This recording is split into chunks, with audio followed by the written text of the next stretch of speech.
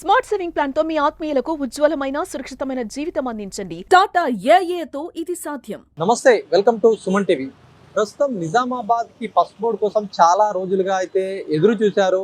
వాళ్ళందరి ఎదురు చూపు కల కూడా నెరవేరిందని చెప్పొచ్చు. ముఖ్యంగా కూడా నిజామాబాద్ కి పసుపు కూడా పెద్ద మొత్తంలో మొత్తం మార్కెట్ కి సైతం వస్తూ ఉంది. ఇక్కడ చుట్టుపక్కల చాలా మటుకు కూడా రైతులు ఎంతో కృషి చేశారు. పసుపు బోర్డు కావాలని, పసుపు బోర్డు ఏర్పాటు చేస్తామని ప్రకటన చేయడం, దానికి కార్యరూపం కూడా ఈ రోజుతో నెరవేరిందని చెప్పొచ్చు. ముఖ్యంగా నిజామాబాద్ రూరల్ ఎమ్మెల్యే క్యాంప్ కార్యాలయాన్ని కూడా పసుపు బోర్డుకు సంబంధించి కూడా పసుపు బోర్డు కార్యాలయం ఏర్పాటు చేసుకోవచ్చు అని చెప్పేసి ప్రభుత్వం అయితే నిన్న సర్క్యులర్ జారీ చేసింది. మొత్తానికి కూడా చాలా రోజులుగా కూడా పసుపు బోర్డు ఎక్కడ ఏర్పాటు చేశారనే ఒక సందిగ్ధత కూడా ఉండిన పరిస్థితి. మరి మొత్తానికి నిన్న కూడా ఉత్తర్వులు సైతం జారీ చేశారు. పసుపు బోర్డు ఇప్పుడు కనిపిస్తున్నటువంటి గతంలో రూరల్ ఎమ్మెల్యే బాజిరెడ్డి గోవర్ధన్ అయితే ఇది కార్యాలయానికి వాడుకున్నారు. మొత్తం కూడా అప్పుడు ప్రభుత్వం అయితే దీన్ని నిర్మించిన అనంతరం కూడా రూరల్ క్యాంప్ కార్యాలయంగా కూడా ఏర్పాటు చేశారు. పెద్ద ఎత్తున కూడా అప్పుడు చాలా చూడ్డానికి కూడా ఎంత అందంగా ఉండేది.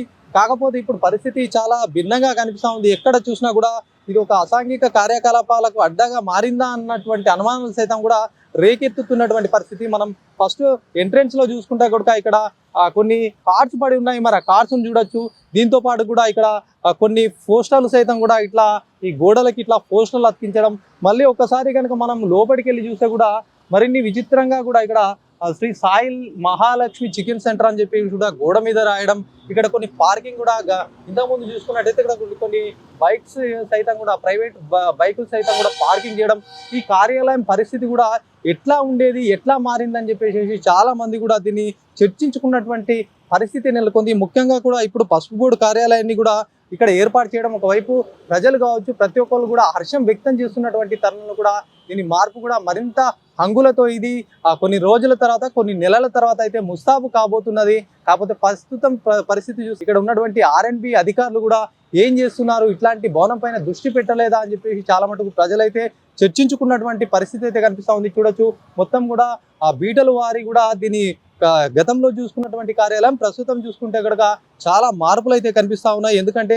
కాంగ్రెస్ ప్రభుత్వం ఏర్పాటైన అనంతరం కూడా ఇక్కడ ఉన్నటువంటి రూరల్ ఎమ్మెల్యే భూపతి రెడ్డి సైతం కూడా ఈ కార్యాలయాన్ని కూడా రాకపోవడము, ఇక్కడ ఇష్టం లేదని చెప్పేసి అక్కడ మరొక కార్యాలయాన్ని కూడా తాత్కాలికంగా వాడుకోవడం, ప్రభుత్వం ఇచ్చినటువంటి ఈ కార్యాలయంలో ఇట్లాంటి కార్యక్రమాలు జరగడము, ఇదంతా కూడా చూపరులకు సైతం కూడా ఎప్పుడు దీన్ని బాగు చేశారని కూడా ఒకవైపు సందేహం సైతం వస్తున్నాయి.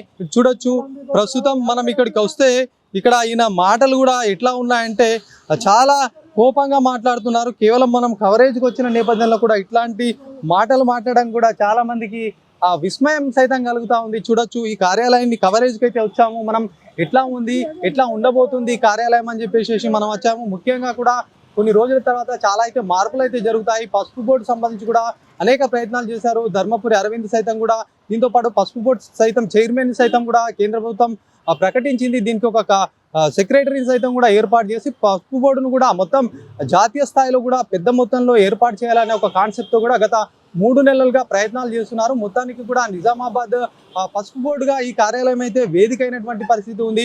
మరి దీనికి 4052 చదరపు అడుగులు అయితే ఉన్నటువంటి పరిస్థితి. దీనికి దాదాపు 52,000కు పైగా కూడా నెలకు అద్దె చెల్లిస్తూ కూడా ఇది భవనం కేటాయించినటువంటి పరిస్థితి ఉంది. మరి ఇట్లాంటి భవనం కూడా ఎందుకంటే జాతీయ స్థాయిలో పసుపు అయితే ఉత్పత్తి అవుతా ఉంది. చాలా రాష్ట్రాలు కూడా పసుపు పండిస్తాయి. ఈ పసుపుని కూడా పెద్ద మొత్తంలో ప్రతి ఒక్కరు కూడా ఇక్కడికి పసుపు ప్రయత్నాలు, పసుపుకు సంబంధించినటువంటి ప్రతినిధులు కావచ్చు అధికారులు కావచ్చు ఇక్కడ పెద్ద మొత్తంలో మీటింగ్స్ అయితే నిర్వహించడము, ఈ కార్యాలయం కూడా చాలా మటుకు కూడా జాతీయ స్థాయిలో ఏర్పాటు చేసే పసుపు బోర్డు కూడా ఇక్కడ ఒక మంచి ప్లేస్ అయితే మంచి వాతావరణం సిటీలో ఉండడం వల్ల అందరికీ బాగుంటుంది అని చెప్పేసి కాన్సెప్ట్తో కూడా చాలా ప్రయత్నాలు అయితే చేశారు. ధర్మపురి అరవింద్ కావచ్చు, ఇటు పసుపు బోర్డు చైర్మన్ కావచ్చు, కలెక్టర్ సైతం కూడా ప్రభుత్వానికి లేఖలు రాయడం, మొత్తానికి ప్రభుత్వం సంబంధించినటువంటి అధికారికంగా అయితే నిన్న ఉత్తర్వులు అయితే వెలువరించారు. దీనికి మొత్తం 4052 చదరపు అడుగుల విస్తీర్ణం కలిగినటువంటి ఈ ఎమ్మెల్యే క్యాంప్ ఆఫీసు మొత్తానికి చదరపు అడుగుకు 13 రూపాయల చొప్పున కూడా నెలకు అద్దె మొత్తం 52,670 రూపాయల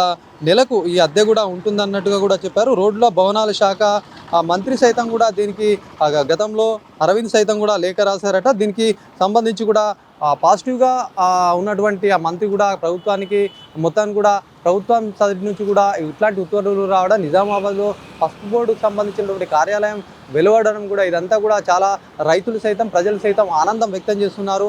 ముఖ్యంగా కూడా ఈ పసుపు బోర్డు కూడా ఇంతకుముందు ఏదైతే స్పైస్ బోర్డు కార్యాలయంలోనే ఈ పసుపు బోర్డుకు సంబంధించినటువంటి పనులు అయితే కొనసాగేవి. ప్రస్తుతం చూడొచ్చు పసుపు బోర్డు కార్యాలయం ఏర్పడడం పట్ల కూడా ప్రజలంతా హర్షం అయితే వ్యక్తం చేస్తున్నారు. ఈ కార్యాలయం కూడా గత సంవత్సరం నరగా కూడా వాడకంలో లేదు కాబట్టి ఇట్లాంటి కార్యాలయంలో కూడా కొన్ని పనులు చూస్తూ ఉంటే చాలా మట్టుకు కూడా ఏం జరుగుతుందనే ఒక సందేహం సైతం వ్యక్తం అవుతుంది. ఇక్కడ ఉన్నటువంటి వ్యక్తులు కావచ్చు, ఇక్కడ ఉన్నటువంటి రాతలు కావచ్చు, చాలా మట్టుకు కూడా ఇది మారాల్సినటువంటి అవసరం ఉంది. ఇక్కడ ప్రభుత్వ యంత్రాంగం కావచ్చు, ఆర్ఎండ్బి అధికారులు సైతం కూడా దీనిపైన పట్టించుకోకపోవడంతో కూడా ఇట్లా భవనం పరిస్థితి ఇట్లా ఏర్పడింది. మొత్తానికి నిజామాబాద్లో పసుపు బోర్డుకు సంబంధించినటువంటి కార్యాలయం ఏర్పాటు కావడం, దీనికి ప్రభుత్వం కూడా అధికారికంగా ప్రకటించడం, ఇదంతా కూడా నిజామాబాద్ సంబంధించినటువంటి ప్రజలు సైతం కూడా ఆనందం అయితే వ్యక్తం చేస్తున్నారు. మరికొన్ని రోజుల్లో ఈ భవనం పూర్తిగా మారిపోయే అవకాశం ఉంటుంది. మరి మొత్తానికి కూడా భవనాన్ని కేటాయించడం పట్ల కూడా పలువురు ఆనందం అయితే వ్యక్తం చేస్తున్నటువంటి పరిస్థితి అని చెప్పొచ్చు. కెమెరా పర్సన్ జగదీష్తో శ్రీనివాస్, సుమన్ టీవీ, నిజామాబాద్.